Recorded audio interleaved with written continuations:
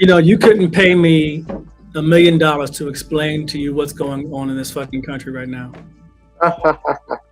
Yeah, literally, I saw could the not news. come up with like if I was trying to explain this shit to somebody in outer space, I wouldn't even know what to say. Crazy, man. It's supposed to happen like a long time ago. Literally. Just it's so literally exhausting. It's like, and I know there's shit going on in other places in the world, but like this country just seems hell on just being fucked up. And it's crazy because America is just the media. Man, they live off of that. So it's they make it help everybody. Yeah, man, it's just so exhausting. Motherfuckers just want to be happy. Exactly. Yeah. All right. I think we're set.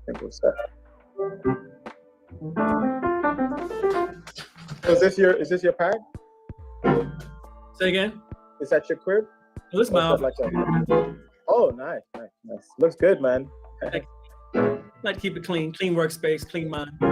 Yeah. All right, let's get it started. All right, welcome to In the Shed, man. It's a pleasure to have you. To all the people that are watching, it's the great Eric Reed. I have them today, and we get to talk about a few things. Try to keep it brief. But the first thing I'd like to talk about, so within In the Shed, we want to know, obviously, the first thing is, how do you shed? Like, how do you practice? I think a lot of people, we have our sense of what practice should be, and the fact that I get an opportunity to talk to someone like you, the first thing I'd like to know is, what's that process like for you? The idea of, well, first of all, thank you for inviting me on here, Giveton. I appreciate it. I'm very honored that you felt that I had something to contribute in these times to put this together. Thank you. It's a funny thing about practicing. It's kind of like the bane of the artist's existence, right? Yeah. What to practice, how to practice, and why practice, right? And people say, practice 8 hours a day. Well, practice what? Everything. Everything that's in your head, everything that you feel, everything that you hear. And it's really, sometimes people ask this question as if there's like a magic answer. So if you're having problems playing fast, guess what? Practice slow. If you're having problems playing in certain keys, guess what? Practice playing in those keys slow AF. You know what I'm saying?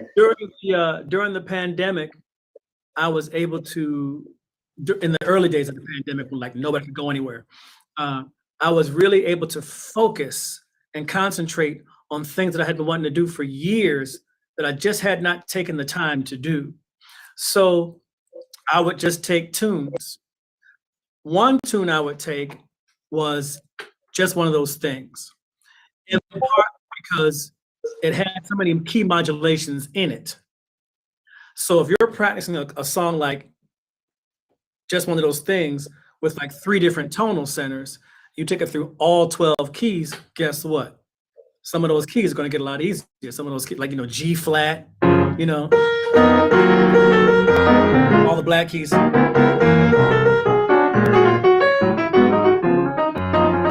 And something profound that I heard Charles McPherson just say here just under an hour ago. He just did a master class here at the University of Tennessee where I teach. And he said, you're practicing playing in different keys, don't be chasing chord changes. Because if you're trying to chase chord changes, you go chord by chord by chord, you're done. Forget about it. Just hear what's going on. Of course, just hear what's going on is easier said than done for some folks. But he's basically saying when you're practicing, don't use the analytical part of your brain. Use the right side. Use the part that forces you to hear. Use the creative part. So for instance, he says something specifically like Stella by Starlight. Don't think about, okay, it starts on the 1. Don't think about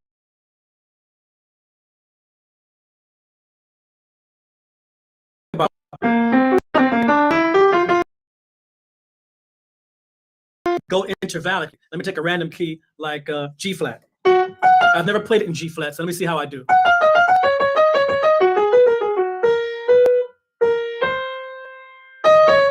right? So had to hunt and peck a little bit because I never played in that key. But I didn't think about, oh, is it the fifth? Is that the no? I heard my way through it by making a mistake because it changes key. So the idea of relying on your intuition, things I was doing was practicing over Melancholy Baby. Now, Melancholy Baby is not like just one of those things. It stays in one key. But I would just take Melancholy Baby through all the keys.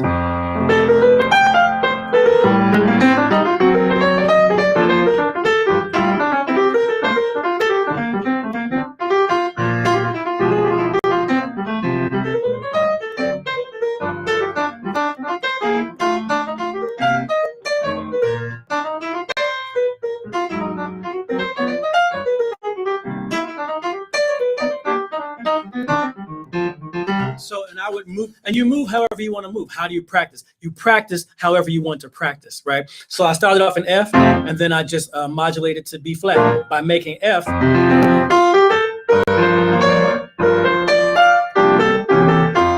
then I'd make this the 5 chord. But I could have gone up in half steps, could have moved in minor thirds, whatever it is. You want to get to a place where you're able to just pull on the things that are already in there and not have to think about it too much. Because then the other thing is, once it's time to play, you toss all that stuff. You toss all the theory and all the memorization techniques, and you just start playing music. So my thing is practice everything you're hearing. If you hear something in and the thing about practicing is you have to be honest. And I think one of the things that eludes a lot of musicians is honesty. It's like, you're struggling in B major. You struggled over that -7 flat 5. So come on, don't be ghosting through it. Don't be trying to, skating through the key changes, right? Play through them, no skating, right? There are no secrets. There are no special, locks and keys and codes. Sit your ass down at the piano. If your issue is articulation, okay, guess what? Left hand's tricky.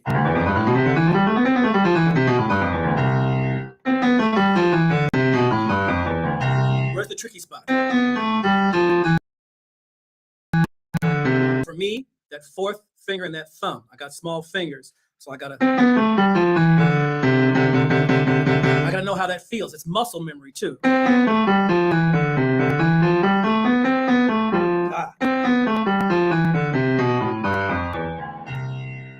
All 12 keys. Minor, harmonic minor, melodic minor, just the key to practicing is to practice. Man, I love the way you put it, man, because I think sometimes people do think there's some secret code. Doesn't exist. Sometimes it helps to hear from someone like you, and I think that breaks the knowledge, or some people think there's some secret knowledge, and I totally agree with that, man. Like there literally is no secret knowledge. It's physics and it's math. I sat down with Benny Green talking about two-handed thing, and we sat and practiced for a while in his apartment. Where was he living? In New York at the time, 86th Street, I think, like that. And he had this guy is so methodical and so meticulous in the way he practices. He had the metronome on like 90. He said, okay, let's do this line double time, 2 hands double time, 90. He said, okay, now you messed that one note up, 85. I said, wait, 85? We're going slower? He said, yeah, we're going slower. Shit, all right, fine, 85. Boom, boom, boom, boom, boom. I said 85. Okay, now 86. I said, wait, let's go back to 90. He said, no, 86. I said, damn. Okay, fine. Discipline and honesty. It really, there are no secrets. The secret is be genuine, be real, be authentic. Hampton Hall said that. The secret is to know that there are no secrets. Nothing but hard work. Exactly. Man, I love it. To break the segment, right? So knowing or getting a sense of how to practice and knowing that there are no secrets, knowing that, okay, I need to really just put in this work and just find out the places in my playing that I need to really work out. How do you go about in terms of your inspirations? I want to ask you first, who are those inspirations? People that you found that were people that kind of created or inspired you to play the piano every day, throughout your life. And then after, how do you go about integrating those people that have inspired you into your style, into your playing? Hmm, that's a loaded question. Uh, let's start with Horace Silver. Horace Silver was an early influence because he connected jazz to the sound of gospel music for me. They called it the funky sound of the soul sound, or soul jazz, or funky jazz from the 1950s. Horace Silver connected the sound of jazz to gospel music for me. Hampton Hawes had done it before him, but I heard Horace Silver before I heard Hampton Hawes. So Horace Silver, one of the first solos I learned how to play was off of Soft Winds with Art Blakey and the Jazz Messengers live at Cafe Bohemia from November 1955. So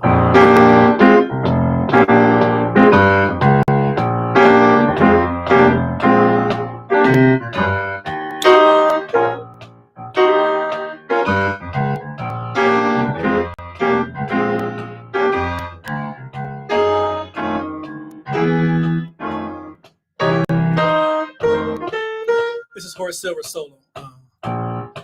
He starts in the fourth chord.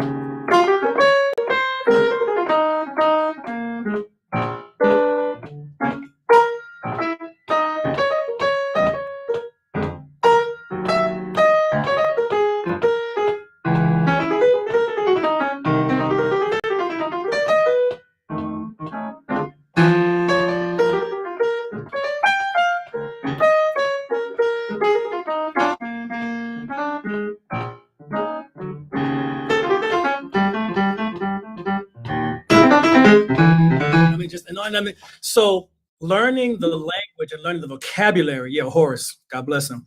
Learning the language and the vocabulary, it's kind of like learning how to speak a foreign language off of a recorder.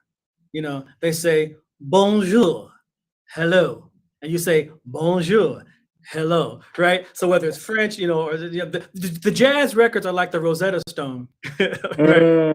Of recordings. So it was very much me just sitting there and listening to what Horace Silver did. Another early influence was Wynton Kelly. Of course, that famous, classic, iconic solo on Freddie Freeloader.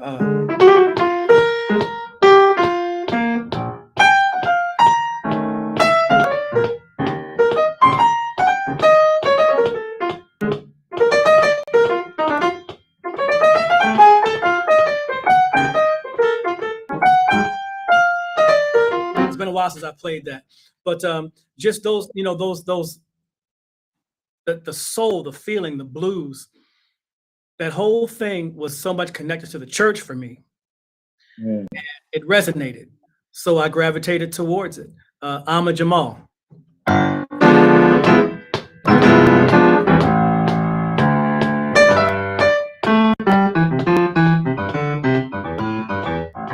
Just listening and listening and to be able to just listen to all of that music and know what the bass player is doing, know what the drummer is doing, know what the piano player is doing. And here's the thing that I find very frustrating when I'm trying to reconcile myself in jazz academia is it's a different time, it's a different world, technology, blah, blah, blah, blah, blah.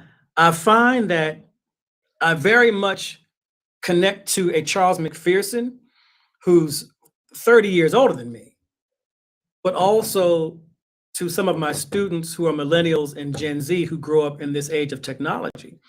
I had the best of both worlds because I was young enough to be able to make the transition, right? Being 52, a Gen Z, born in the 1970s. So I find that a lot of the musicians that I teach now who are young musicians, let me put this very carefully. There doesn't seem to be a great deal of curiosity throughout the generation. There are always going to be individuals, of course, but there seems to be a lack of curiosity. And I also find that so few younger musicians are actual fans of the music. And the way we learn and listen to and observe the music today is very different than it was years ago. And what's missing, and this is crucial, what's missing is the opportunities for apprenticeship. Now, that's been an ongoing thing since about the 80s, maybe even earlier. Whereas you had an Art Blakey, a Betty Carter, a Clark Terry, a Dexter Gordon, who would hire young musicians, Woody Shaw, Mulgrew Miller, who would hire young musicians, take them on the road, train them, school them, and then off you go. Now, a student can graduate from high school and or college, get a band and a record deal, and that's it. With no apprenticeship, with no training. They've just been playing with their peers. It might sound like I'm hating, but I'm really not. You can hear a difference in the music. And not trying to be a gatekeeper, not trying to be holding on to tradition. There's just a difference in the feeling of the music and the learning of it and the vocabulary and the understanding of it.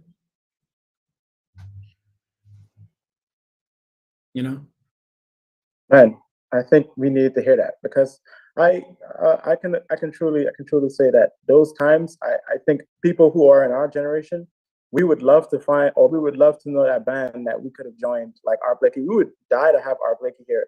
We'd die to have Betty Carter here for us. And so I think if anything, it's a very layered kind of thing, because obviously we have the younger generation that might be maybe say not wanting to have that apprenticeship, and then you might have the older generation being like, oh, these young cats, man, they think they know it all, and it's like, how do we now create the bridge, right? And by doing this, exactly what you're doing now. And thank you, brother, man, and thank you, because sometimes we reach out to people, and sometimes people can, if they don't know what it's about, I appreciate you being open, and you're like the third person who's been a part of this so far, and so I appreciate that, because now we have people that can then directly learn from you and learn some of that information and pass it on, literally. Indeed. And so to take that point even further, so in terms of the people like Hart Silver, the people like you mentioned, Ahmad Jamal,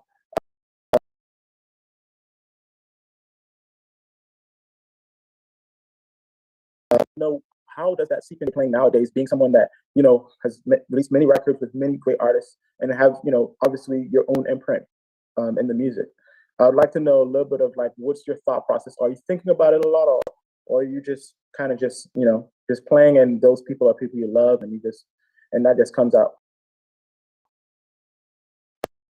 Just curious. At this point, it's all me. Monk sometimes will tap me on the shoulder. Sometimes Bill Evans will tap me and I'll throw a little something out there that I thought of. But for the most part, I'm trying to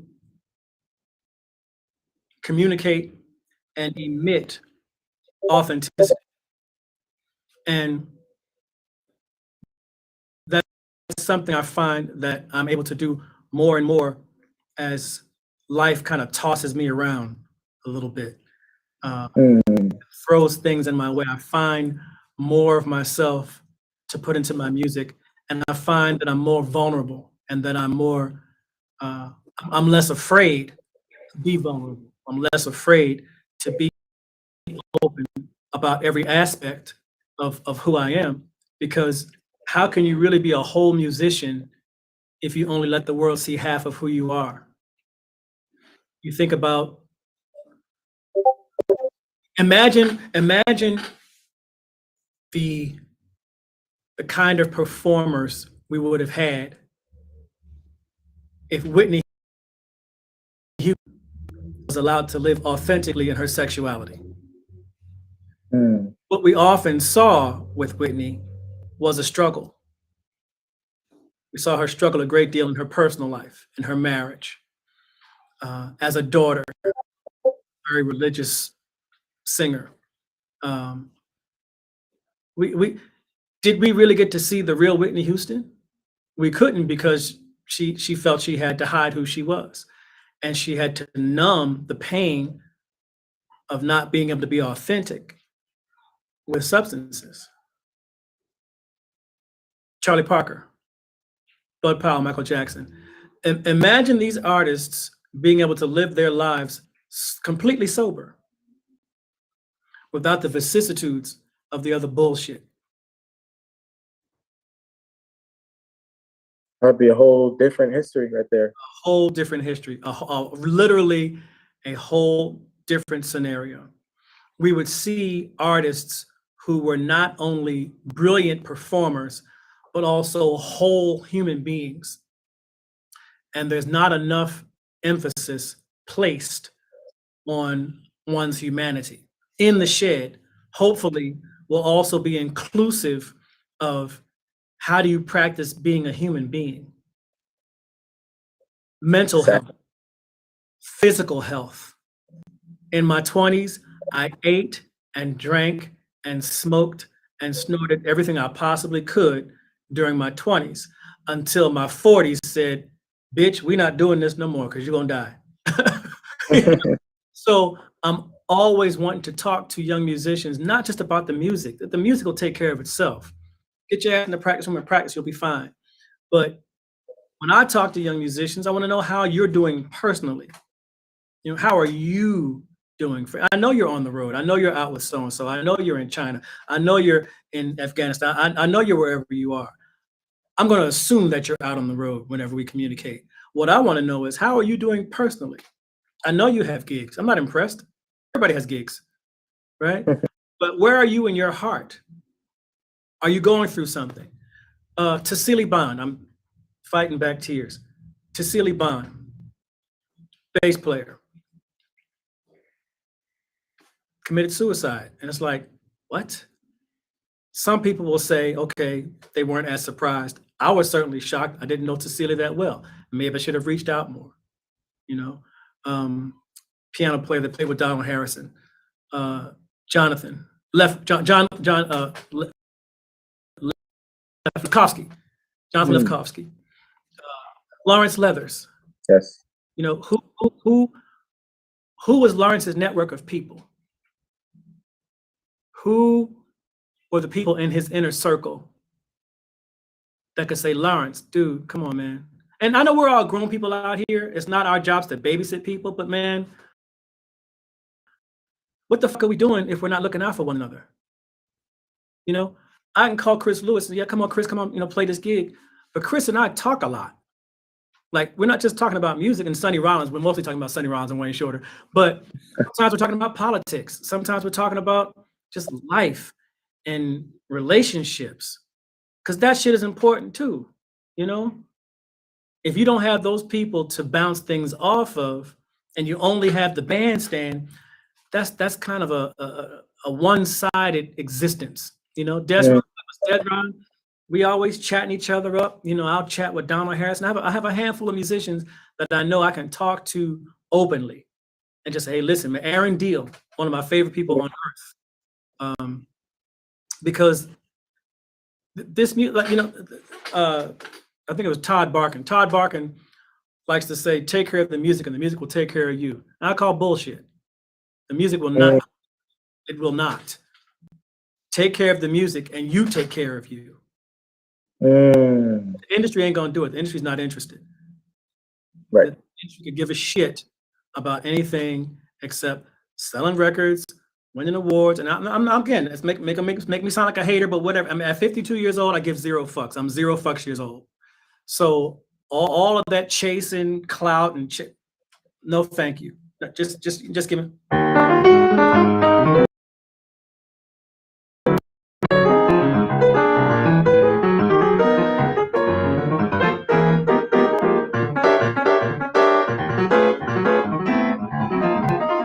Give me this, you know, and I'm good. Call me to play some chords and some swing and some comping, especially some comping, and I'm good. You know, I don't need the other shit. I really, really don't. And I came up at a time in the 90s, the Young Lions and, you know, the suits and the haircuts, back when I had hair, the haircuts and all that. And it was all, you know, the $45,000, $50,000 record budgets and, you know, and at the end, what? You know, I still have this. I still have this, you know. So as long as I can do this and I can just live in the moment and have friends I can count on and talk to, I'm good. Good. Oh man, we really need to hear it, man. Thank you for, man. That's like the realest because, yeah, these are I guess these are topics that people are sometimes afraid to even talk about. So I appreciate you opening up about that because we need to also, yeah, take care of ourselves. Like it's on some it's real like similar thing here. You know, I feel like for me, if I'm opening up a little bit with you, like it's been a process living in New York City and figuring out my life and figuring out how I want to do things. And even like getting in the shed, started like it was all a process, right? And it had to do a lot with my life. I needed to figure out my life to be able to run something that I felt like you know that I could truly put my all into. And so, man, it's true, man. If you can take care of yourself, I think you can actually be a lot more productive and be more of, you can produce more music if you take care of yourself and take care of the music. So, man, yeah, man, that's real, man. Appreciate you saying that. And that takes us to our next point because um, if anything, I would like to. There was this tune that I know when I saw you at Smoke. Thank you for having me sit in on that one tune, man. You killed it. That's bad. I'm still working on it. But there was this tune as well, man. Manhattan Melodies, which I also talked to you about that you also played. And I know a lot of cats. I see Josh Green is shaking his head.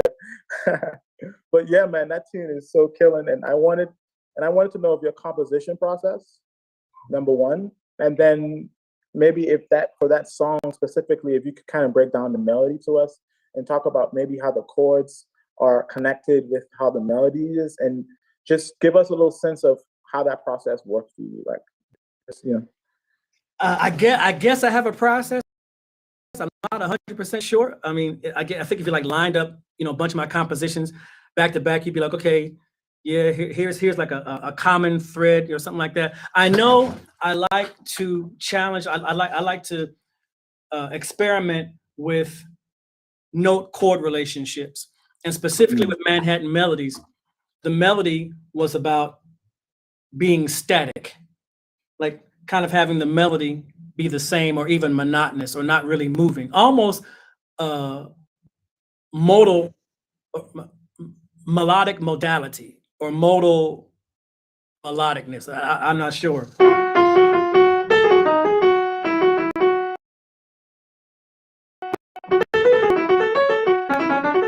So for me, it was about how many ways or how many voicings can I fit under one note.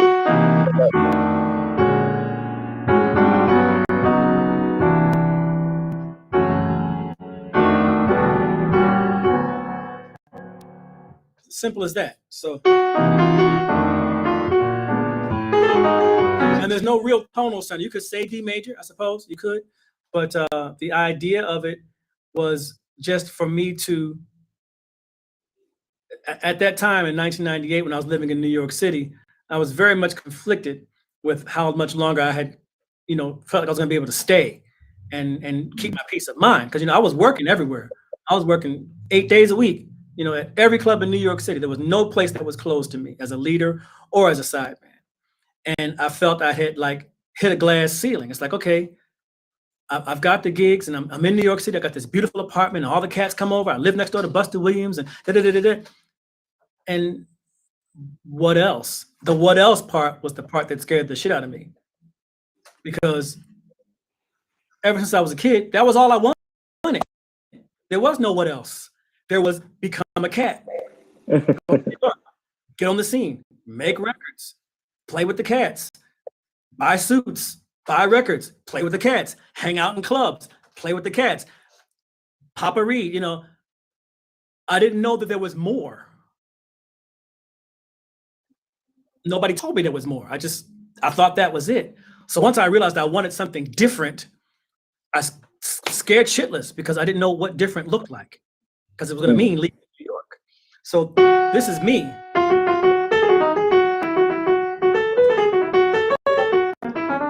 So with a little bit of variation, sort of a green light at the end of the tunnel. But this was just where I was stuck for like 10 years. For a while, right?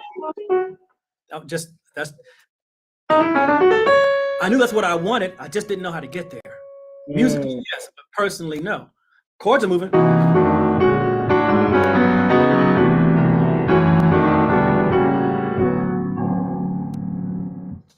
I wrote a song called Wish for my father after he died. And that was a song that I wrote away from the piano. So I was just relying on my ears and going basically on just the melody. The melody itself was taking care of itself, sort of a thing I got from Wayne Shorter. You know, Wayne Shorter's compositions, if you extract the melody from the chord changes, the melody itself is fantastic on its own.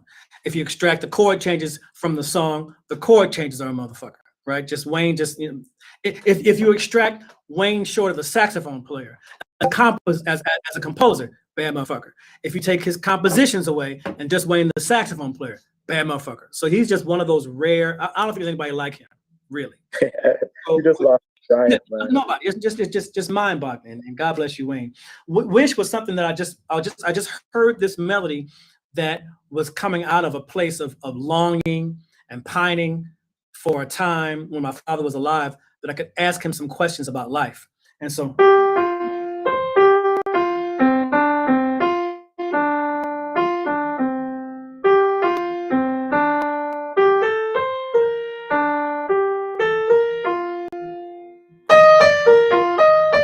no idea what the tonal center was, not a clue. And it could be anything. You have no idea what that tonal center is because it's just the melody. I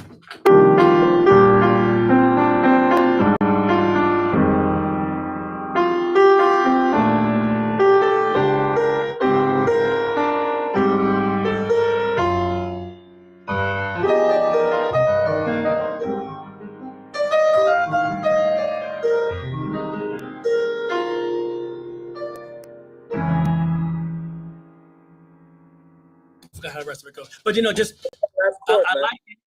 Again. I'm sorry to disrupt that. I just wanted to hear that last chord. That last chord. So I'm not the theory guy, but I would call that, it could be F minor 11 with a sharp 5. Sharp 5. So F minor major 11 with a sharp 5. I'm sure there's a simpler way to call that. That could easily be like D flat minor over That's C sharp and E. Got you. Again, that's got you. With the that was B never flat really my top. thing. I just go for what works and what sounds good. Because some of that stuff is not theoretically, you know, legit. So for instance, like when I go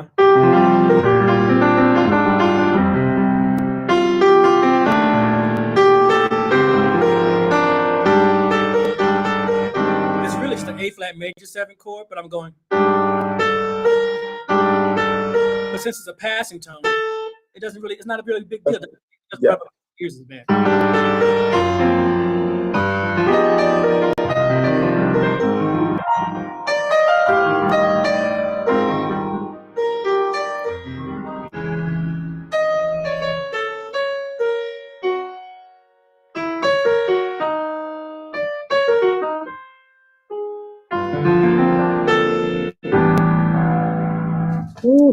I don't know. You know, I like pretty shit. That's my process. I need for it to be pretty. I have a. Oh well.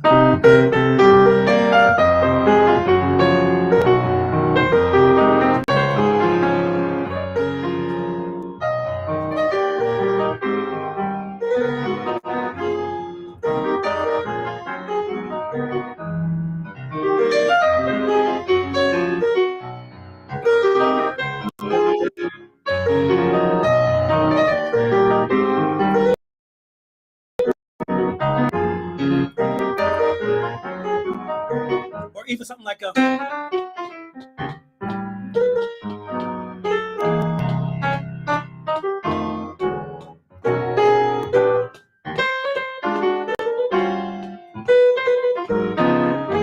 There's still a sense of pleasantry. There's still a sense of prettiness, even in the way I play the blues. Like I don't consider myself somebody who plays like hard blues. I'm from the West Coast, so a lot of my stuff is going to be, you know, it's going to have that sunshine in it, you know.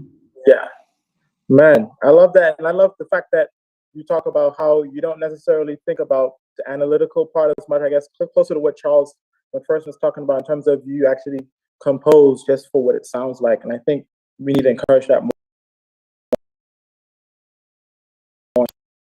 Here. It's crazy. And for me, I think it also allows for more freedom for the person who's improvising. Manhattan Melodies is one of those songs that I think people tend to gravitate towards because it really can be any number of things, right? It doesn't have to you could just improvise off of the melody and keep embellishing the melody, you know what I'm saying? But because of the way it moves around, it's not as if you have to play exact chord changes. Like even the first chord is because of that tritone, that leaves a little more widely open. So it could be a minor 7 flat 5 versus a dominant or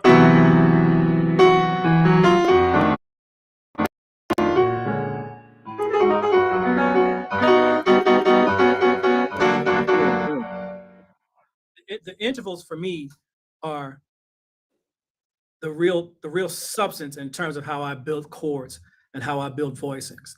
I was playing earlier with John Hamer, the bass professor here at UT, and we were playing In Your Own Sweet Way.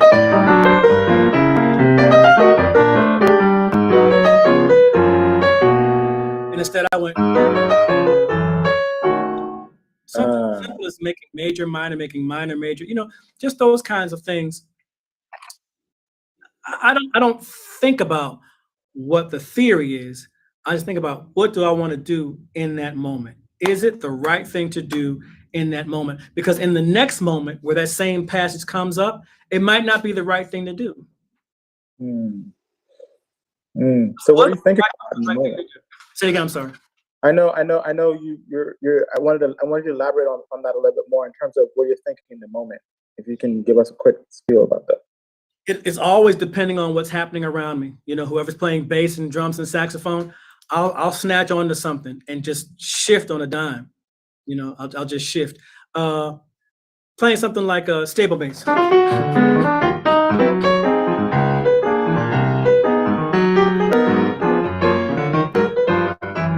So instead of going, what do I feel like doing? So that right there, just that descending line versus going 2-5.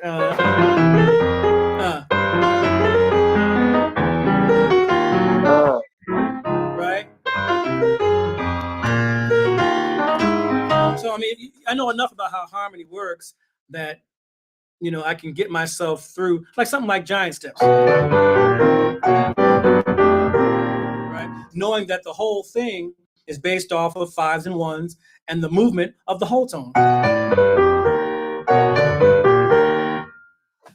So it really depends on how much I've played the tune and how familiar I am with it. Stable mates is something that I play quite a bit. So I've sort of kind of turned that inside and out over the years, and I can just really, really get into some different things. Man, that's heavy, brother. Heavy. Well, I think if anything, I'd like to, before I open up to questions for people that are on here, I wanted to talk a little bit more about when you moved to Manhattan and obviously, playing with all of these legends and the timing, everything like that. I wanted to know what were some of your most memorable experiences playing with people like Joe Henderson or Freddie Hubbard or Wynton. Like, what were some of those experiences for you that you can list to us that you said, oh man, I really have a special thing going here coming to New York City? The bandstand experiences were fantastic. I mean, being able to play with everyone from my peers, like Gregory Hutchinson and Alvester Garnett and Eric McPherson and Clarence Penn, to Jimmy Cobb, Lou Hayes, Elvin Jones. Most of my memorable experiences happened when I was off the bandstand. This is the stuff that legends are made of. That There was a time at Bradley's. Bradley's was down there on University Place between 10th and 11th Street, down there NYU.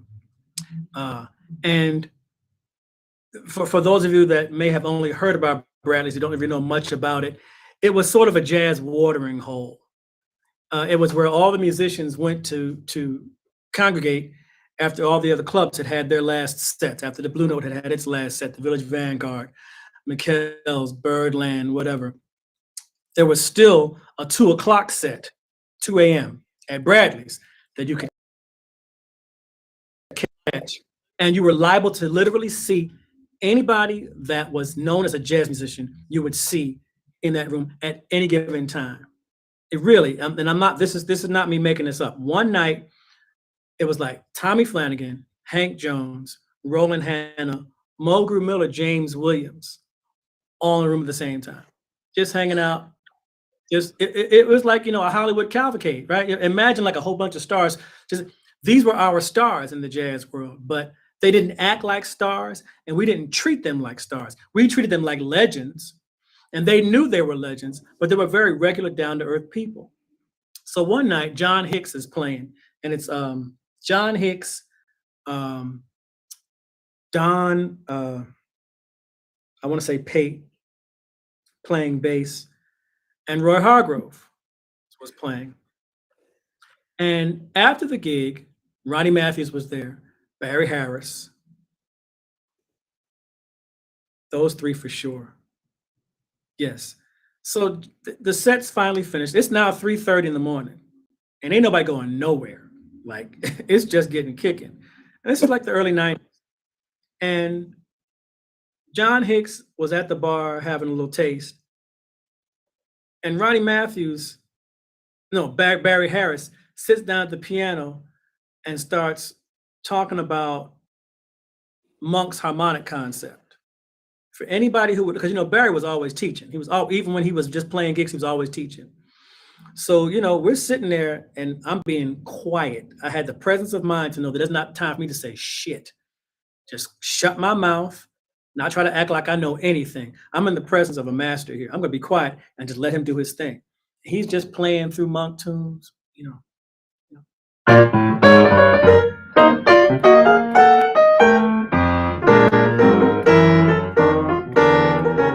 And that sound, nobody talked about piano sound, that sound he was getting.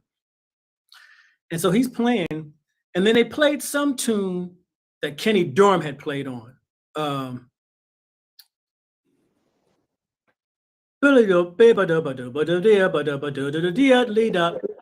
Skippy. He's playing Skippy. Thank you very much. And we were talking about how Kenny Dorham and Lucky Thompson, played on the tune. And some kind of way, the conversation then turned into a Kenny Dorham conversation. Ronnie Matthews sits down and plays like 12 Kenny Dorham compositions that had never been recorded. And I'm sitting, with Hutch and Burno, and we're both like, hey, you see what's going on here? Dude, what are you hip?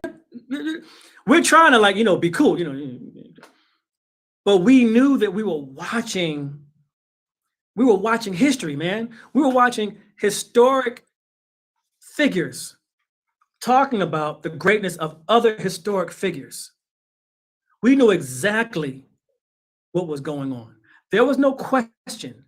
There was no, man, he's just some old heads. There was none of that. We knew who they were. They knew who we were. But they also recognized that we had the foresight to sit and be quiet. In the meantime, Clifford Jordan's walking out of the bathroom. Billy Higgins walks into the club. I mean, literally, I'm not making this up. You ask anybody in my generation, that's what Bradley's was like any night of the week. Wow. I heard so much about Bradley's, through Roy Hargrove and everybody that was around, John Hicks, obviously, being someone that played there. Man, those are the times I definitely wish for too. We definitely all missed that generation. I think the closest thing we got was Roy being at Smalls, and that's what I caught when I moved to New York.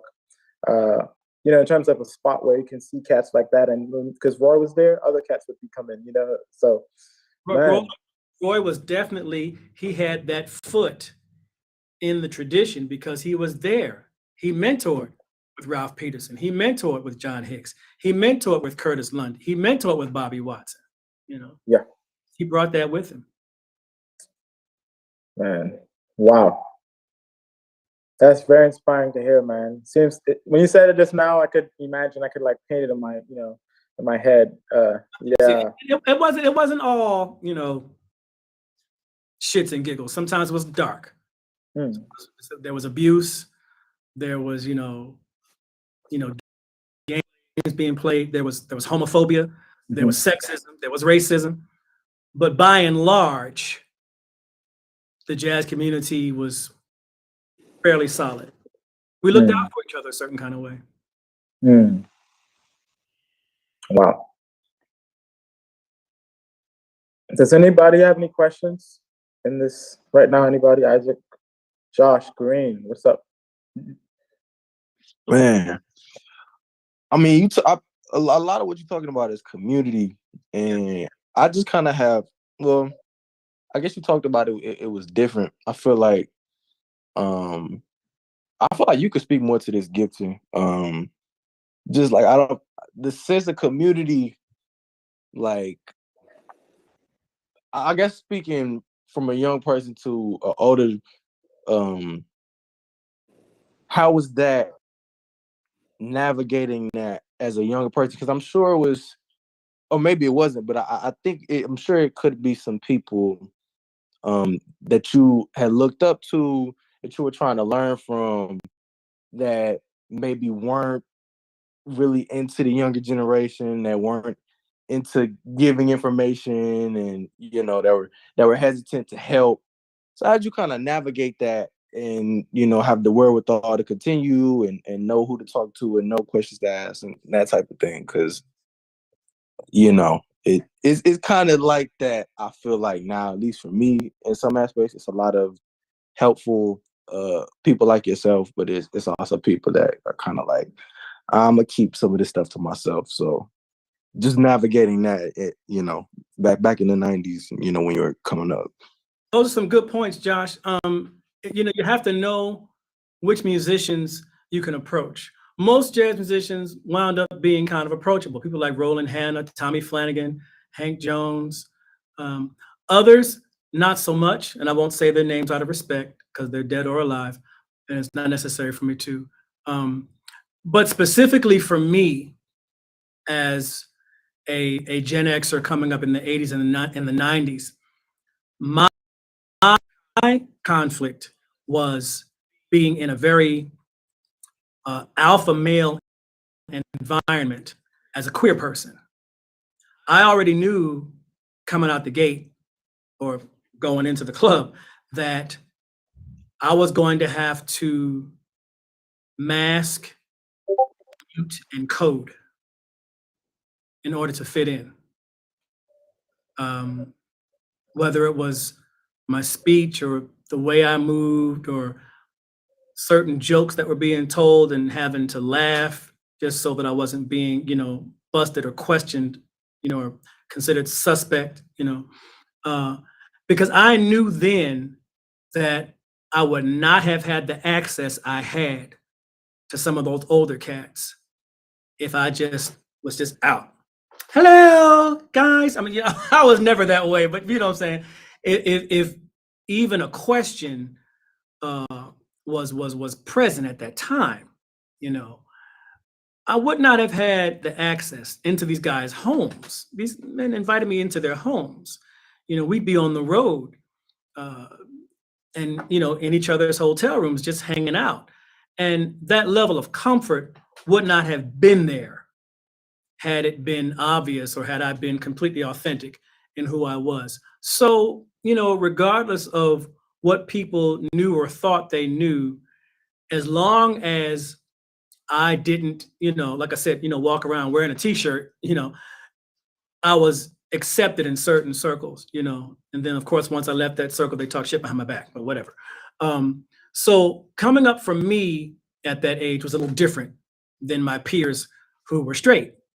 Um, but you knew who you could get information from. Tommy Flanagan wasn't very chatty. Tommy was going to sit and show you, a couple things, but he wasn't a very chatty person. He was kind of shy, kind of quiet, kind of reserved. Cedar Walton, he said, listen, Reed, I'm going to play. And then if you hear something, stop me and ask me about it.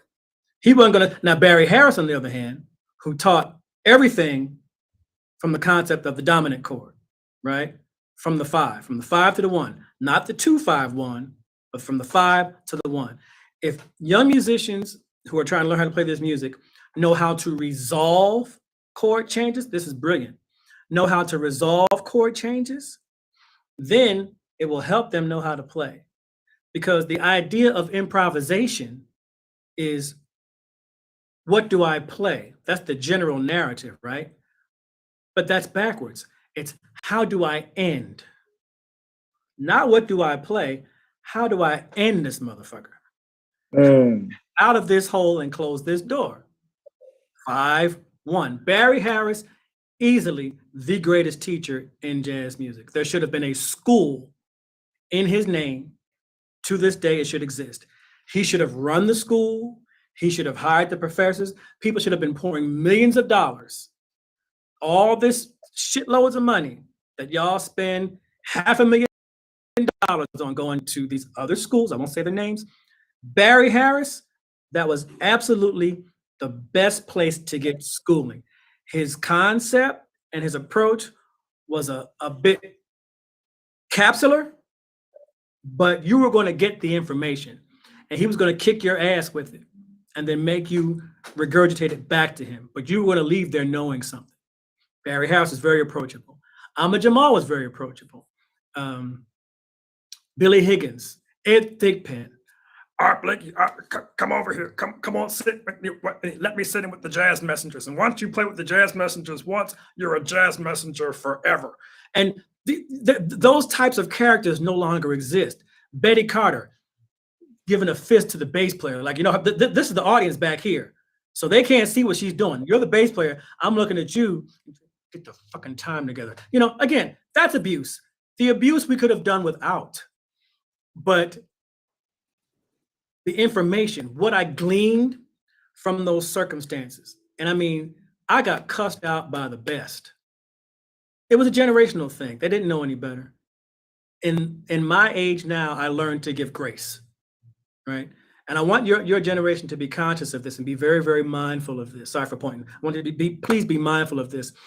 The whole cancel culture and going no contact with family members.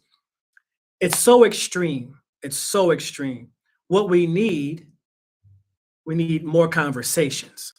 We don't always need such extreme action. We need conversations. Let's sit and talk about what's going on. And that's one thing I did not come up under with that generation. They weren't interested in talking to you. They didn't care about your feelings. Play the music or get the fuck off the stage. That was all they care about. You got a daddy at home. I ain't your father. Okay, I get it, pops.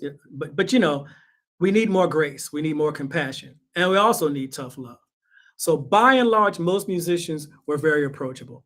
Some of them, you couldn't really talk specifics with some musicians because either they didn't have theoretical knowledge or theoretical information to back up what it was they were playing. You're not going to talk to Al Foster about he doesn't read music. So you're going to talk to Al Foster about playing with a certain kind of vibe, getting a sound.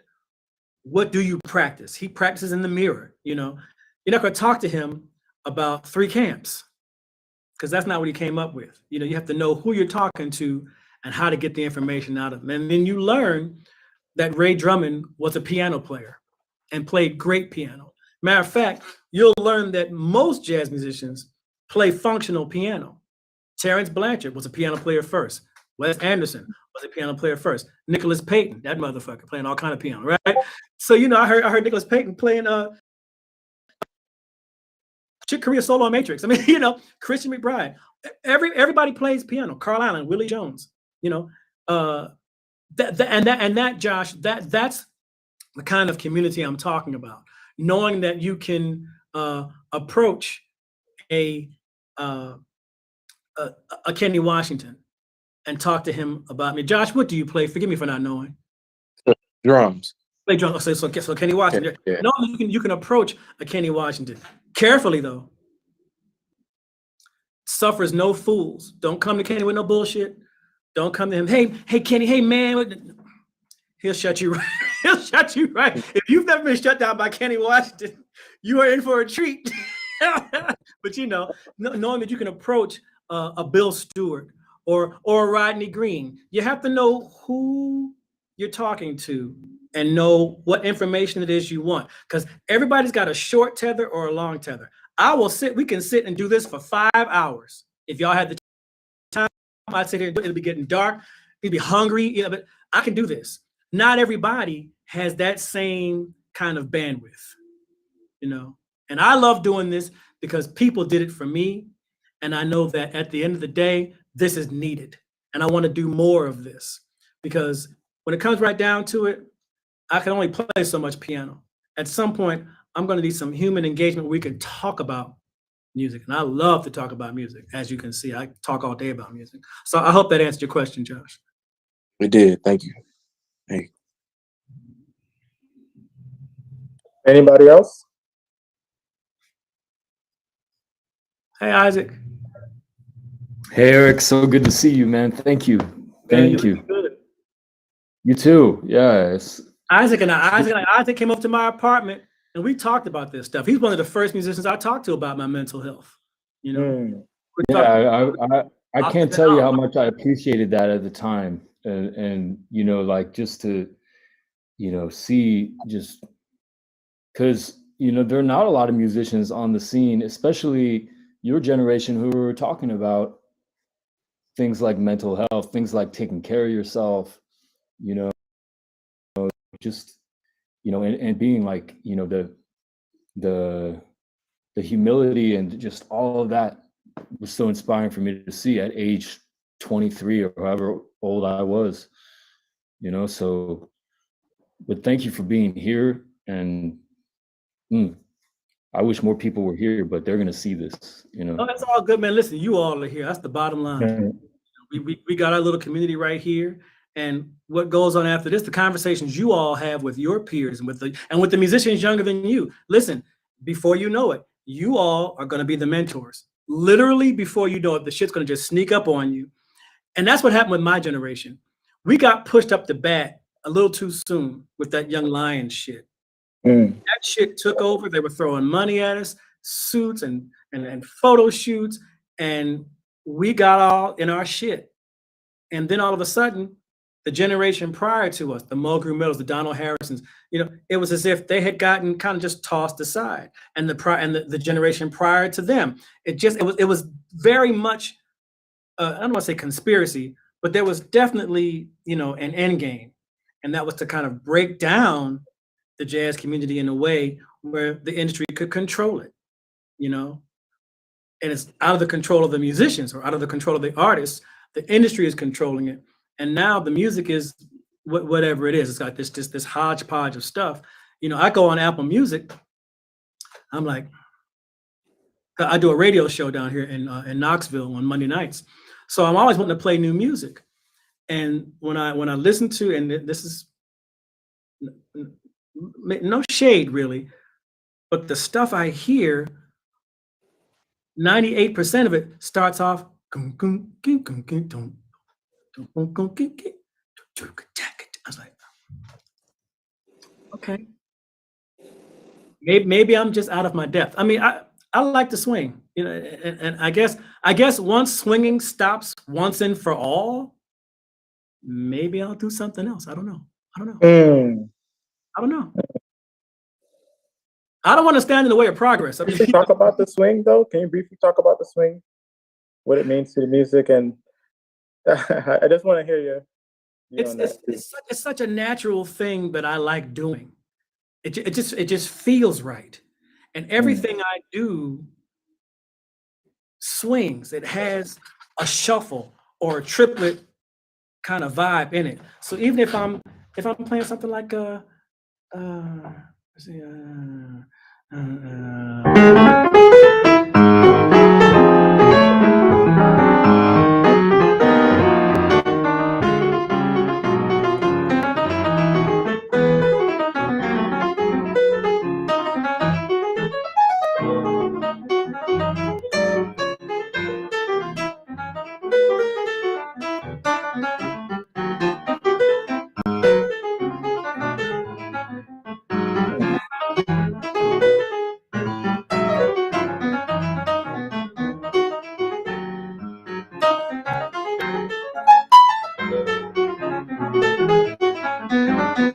it just has such a natural kind of forward moving flow. Mm. I like doing it, and I like the way it makes me feel. And it doesn't really jibe with the sounds of pop culture in 2023. And this is the issue that I guess I have, is that pop culture is so pervasive. It's so all consuming that if you're not even a little bit into what's happening in pop culture, you're basically out of step. It's a fucked up, let me tell you something, it's a fucked up feeling to have when you're only 52 and you feel as though the world is kind of moving away from you. The idea of relevance is one of those funky words. Mm. Man, this isn't relevant, or that's not relevant, or he's just trying to be relevant.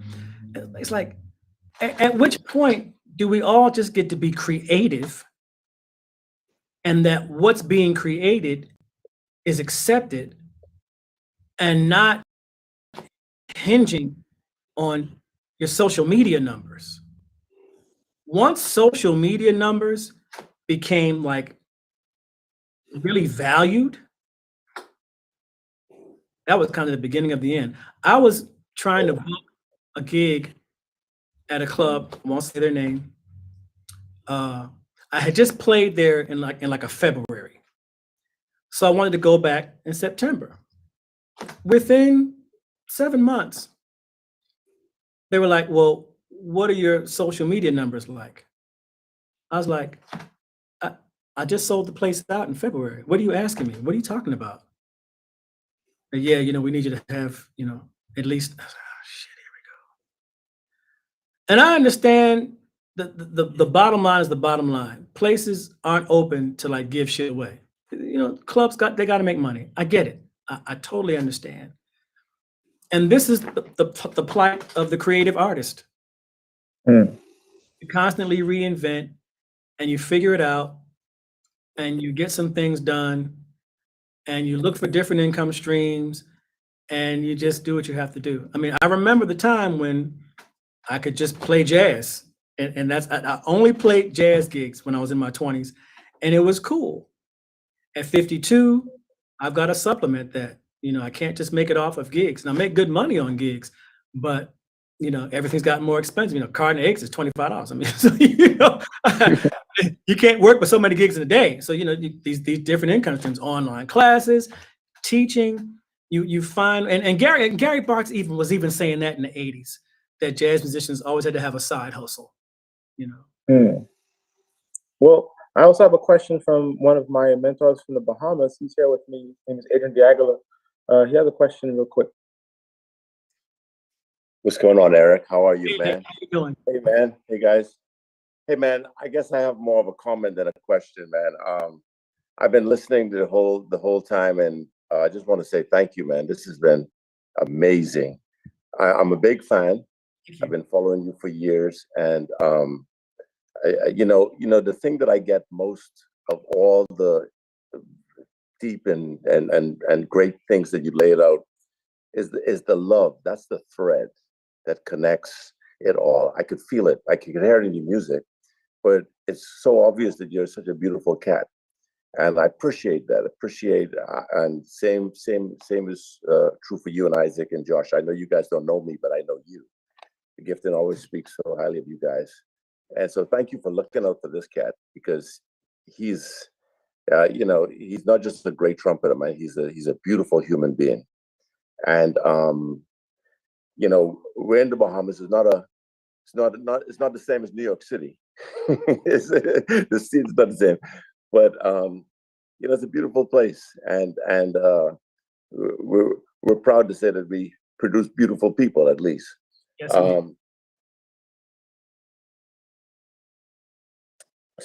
thank you so much, and the music and the wealth and the good vibes and the good knowledge that you guys spew, this doesn't just fall on deaf ears or just go within limited walls. So I just want you to know that what you're doing is priceless, and it's deep, and it's well received. Thank you, man.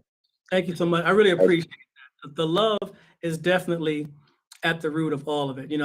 I've gone through, and not to get too deep and personal, I've just gone through a lot of personal transitions, just in my career and in my personal life. And I came out a couple of years ago, and also started therapy in January. So for me, what I'm discovering is more of a love of myself, because I didn't always have it. So I didn't always treat myself as though I deserved it. I didn't always treat myself as someone who could give it. Again, I was so concerned with being one of the cats, getting on the album covers and, the awards and getting on the magazine covers and things like that. And I rarely invested time in trying to understand me and love me so that I could be kind and loving to other people, because I was not always. And they say hurt people hurt people. So much of what I experienced, I projected onto younger musicians. And so for the past 10 years, I've just been going around apologizing to cats, just saying, look, man, I was kind of out. I apologize for what I said, what I did, please, I hope you can forgive me. And, most cats have been like, what, it's squashed. We were all fucked up, dealing with fucked up shit in a way, you know what I'm saying? So it's important. It's really, really more important for me. I love talking about the music, but I want to talk about the heart. The heart, really, that's because it starts here, not here. It starts. So thank you so much for those words. I appreciate it. Hey, thank you, man. Guys, this guy here is not just a great trumpeter, man, but this motherfucker can eat. So I'm off to run to the grocery store, because, there's no food in the house right now, but I'm going to take care of that, man. Love you guys, man. I love you too, I'll see you soon. Yes, man. Woo. Man, it's great. It's great to just, talk about this stuff. And, I appreciate you once again, man, coming here and sharing this knowledge with us, man. We're going to be able to share this with everybody. And obviously the people that are here can share this live, but we want people to hear this information and want people to, really kind of get, I guess, just this, I think if anything, the realness. We want people to hear the realness, because sometimes we don't get enough of that in these times, honestly, so. Also, it's like, it's, and I'm not ashamed to say it, it's kind of like a thing within the Black community as well. Being vulnerable can cost you your life. Being open, being honest, being authentic, it carries with it a great high cost, and it's like sink or swim, kill or be killed. That kind of energy. And the second that we can kind of rid ourselves of that and rid the Black community of its own racist, internalized racism and all the homophobia, the sooner we can get rid of all of that, I think we can really actually have some community. Because once the culture is cool, then everything that comes out of it is going to be even purer. Jazz comes from Black culture, but so much of it comes from suffering. So much of it comes from being oppressed. When we can start to express and communicate from a place of love and hope and joy, man, can you imagine? It's like listening to white people sing religious music. You know, God is great and greatly to be praised. And then listening to Black people sing about God's greatness. It's like two different songs. No, no, white folks can sing God is great. Yeah, because you white. You've been white all your lives, and life has just been just this sweet thing where you can just go anywhere you want. But for people of color, we say God is great because, well, I didn't get lynched today. I didn't get shot by a cop today. Whew, thank God. I can't give up now. I come too hard, you know. You know, I don't feel no ways tired. Fuck that. I feel tired. You know, God won't put more on you than you can bear. I call bullshit because he does it all the time. You know, we have to get ourselves out of these narratives because they're kind of myths. A lot of these things aren't even biblical. It's like, wait, where'd you get that from? You know, you make one step, God will make two. No, sometimes God's not moving at all. Sometimes it's just me. So where are y'all getting this from? It's like literally, you talk to 10 different Christians and you get 10 different interpretations of one scripture. Like, where'd you come up with that from? It's Yeah. great. I'm getting too Man. Sorry. No, man, this is all just amazing, you know, stuff for us to hear. Honestly, man. And so, you know, I don't want to take too much of your time because, man, you've been so gracious, you know, in sharing with us all this information. You know, I just wanted to know in terms of the people that are in the shed. People, obviously, we want to have another panel. Like I was just talking to Willie earlier. Like we want to have like something, maybe you, Willie, and Justin, or something like that, where we can have like a group talk. But I wanted to know where, like, what albums? I mean, I know you're on Smoke Records right now. Like, how can we find your music? How can we find you online, etc. Like, you know, what are some projects you're working on currently?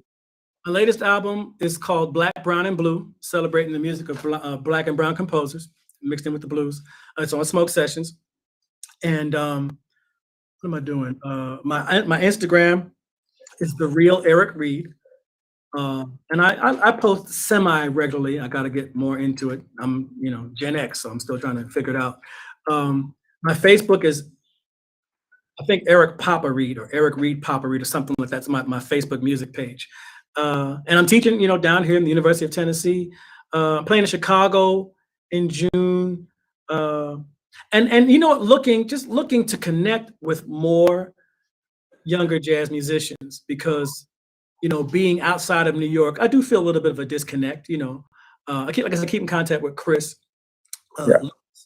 But I really am looking to, I don't know, just to kind of find something to feel connected. I'm not sure what that is other than moving back to New York City, which I ain't trying to do. But just the connection, like these kinds of things are great. And I've been thinking about, you know, maybe my own, but I'm not 100% you know, wants to collaborate on some stuff like this.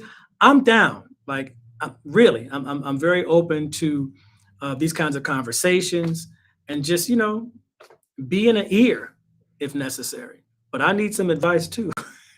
Oh man, we literally, you know, by the time we wrap up, we'll get you set up on In the Shed because we have like another platform where we, you know, kind of host these events.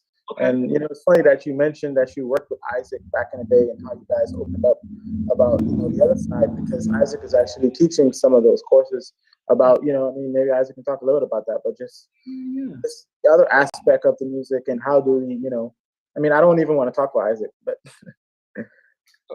I mean, I was so happy to hear you talk about like wellness related stuff and, you know, everything that you were saying, Eric, because I really want to, you know, try to give people information that's really helped me, you know, like breath work stuff, meditation stuff, you know, stuff that's been a big part, you know, and I feel like every day I'm learning something that is, you know, connecting so many of the things that we, you know, just the way that music and life are connected, and you know, maybe somebody might have a problem in music that, you know, a stumbling block that they can't get past, and maybe the thing that's going to help them with that is actually, you know, something that like a meditative practice they can do, you know, or learning how to focus thing, you know, just because I mean, when I think about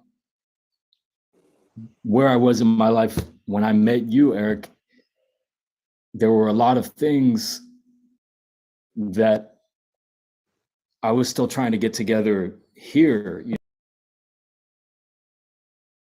know, I'm still trying to become the best version of myself I can be, but you know, just and I mean there was a show, Eric, and you were there, and at the Blue Whale, and I remember you know, like I was freaking out because I had all this family here, and my girlfriend was hearing me play for the first time at the time, and I remember you were there, you were just like this like beacon of like you know, of warmth, and so, you know, that's like there's so much stuff beyond the music that we can help people with, and you know, of course we'd love to have you be as much of a part of that as you'd like, because you have so much. And I love how you talk on Instagram. You'll go on Instagram Live and you'll talk about what you're dealing with personally, and what you're learning, and encouraging people to never stop learning themselves. So of course, if you want to be, you know, as much as you want to be involved within the shed, you know, we'd love to have you. That'd be great. Thank you so much for that, Isaac. I appreciate it. Thank you. Oh man, so yeah, man. You know, it's funny. We could be here all day, but brother, I just want to say thank you once again, man. I really appreciate this. It's been literally an honor, and literally one of the heaviest interviews we've had so far. You know, I think we have a lot to, you know, to internalize from this and look back on, and you know, and talk about more. I'm an open book. I don't, you know, at this stage of my life, you know, I've got the most amazing man in my life who just sees me for me. He had no idea what I did for a living, didn't know I even played music. And you'll find in your relationships that it's great to be seen as as a human being, not as a piano player. You know how it is. We meet folks at the gigs and we hook up, you know. But this guy had no idea what I did. He hit me up and said, "Hey, handsome." And after that, I was sold. That was it. 4 months later, we still, you know, going strong, making plans, making plans, changing plans. I'm like, wait, what's happening now? What? Oh, okay. This has been the most tumultuous 4 months of my life. Because I came out to my entire family. I got in a relationship right after that. And 4 months later, like my whole future looks completely different than I ever thought it would. And very different for a lot of reasons. And for the first time in my life, I'm actually making a plan for my future. This is the one thing about jazz or just being an artist. No one ever tells you to have a plan. Because when I moved to New York in 1989, my plan was to become one of the cats. How do you achieve that plan? Move to New York City, play around town, play with the cats. You just do that, you become one of the cats. That worked in 1989. In 2023, it's a very different scenario. Not everybody's going to move to New York City. Not everybody belongs in New York City. It's not for everybody. So the plans look very, very different in terms of how a jazz musician who wants to specify how a jazz musician can survive in New York City in 2023. Very, very different, you know. And how do you survive without having 4 roommates in a 1-bedroom apartment? You know what I'm saying? Exactly. So I feel I'm in the best shape I've ever been in my entire life. I exercise every day. I'm 85% vegan. This is a life I never thought I'd have. And I'm not like, you know, on top of the heap. I'm not winning Grammys and appearing on, magazine covers. I am happiest. I'm the happiest I've ever been, just because I get to be authentic. That's spirituality. I mean, that's, to me, that's spirituality. What you're saying, Totally. Yeah. Mm. Be happy. Man, Do whatever makes you happy, man. Just be it. Be it and do it. be yourself. Yeah. So, Oh man. Thank you, man. Thank you so much, man. thank you. This was fantastic. We're gonna wrap after the call, and we'll get you set up on all that stuff. And yeah, man. So we'll be in touch more, because I can see a lot of great collaborations, moving forward. So Yes. Hopefully we can get some stuff from the bandstand together too, for sure. oh, sure, man. Absolutely, absolutely. We'd love to play those tunes with you, man. Beautiful, beautiful. Yeah, solid. All right. Well, so for everybody, I'll see y'all very soon. I think we have some more things coming up. But thank y'all once again. Thanks for joining this call. We'll end it here, and then we'll talk more later. Sounds good, man. Thanks so much. Always, brother. Thank you.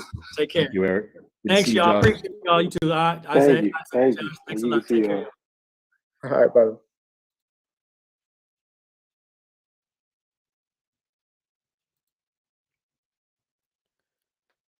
Ladies and gentlemen, you've been listening to Eric Reed on InTheShed.live. This is Giveton Gelin. What a beautiful interview. What a beautiful human being. And that's just what we need to get things going and get things rolling. Thanks for listening on YouTube and Twitch. And of course, if you were live with us in the Zoom, thank you for being there as well. This is truly an opportunity that you guys are fortunate that you did not miss. So thank you for listening, and catch us next time.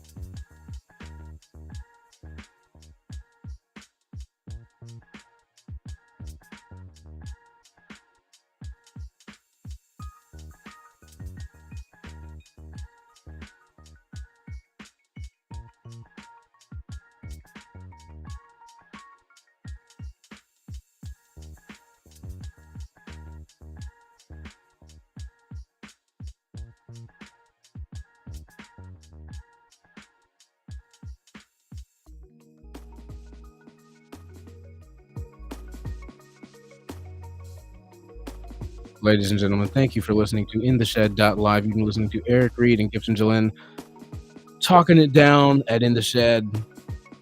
Such beautiful and fantastic information from Eric Reed himself. Great human being, great musician, of course. All of that was truly fantastic, and we're so privileged to have him come in here and share both his time, knowledge, and expertise. So, and we're very grateful for that. Starting tomorrow at 10 a.m., Harmony Cloud 30-minute play along with Giveton himself. I'll be going through his warm-up routines straight early in the morning. Harmony Cloud being one of them. And that's a great chance to come in. You can bring your instruments to that, come in and shed with us and go over chord progressions and all this bass note qualities and everything. And that's really going to be some fun stuff, especially get the blood flowing bright and early. Following that at 10:30, we have Bruce Williams from Clare State University speaking with talking about jazz literature. Again, that's with Bruce Williams at 10:30 a.m. Eastern Standard Time tomorrow. And then, of course, following that at 1 p.m., streaming of Dizzy Gillespie to Bop or Not to Be, A Jazz Life. That's some great stuff for sure, so definitely want to check that out as well. And then Thursday at 10 a.m. again, we do the Harmony Cloud 30-minute play along, and those will be happening a lot frequently, real early in the morning. So Wednesday, Thursday, Friday, all of those are set up. So if you miss one, it's okay because we'll upload those, and if you can't make it that day, you can catch the next one. But those are definitely going to be fun. And of course, again, bring your horns, bring your axes, bring your microphones if you're a vocalist, whatever. We get into the shed together.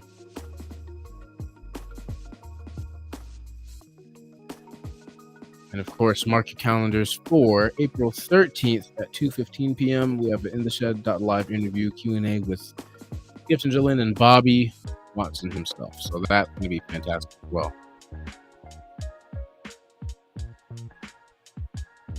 Again, thank you for joining us on Twitch and YouTube. We appreciate you guys coming and shedding with us virtually. But no matter where you are, you can always get in the shed.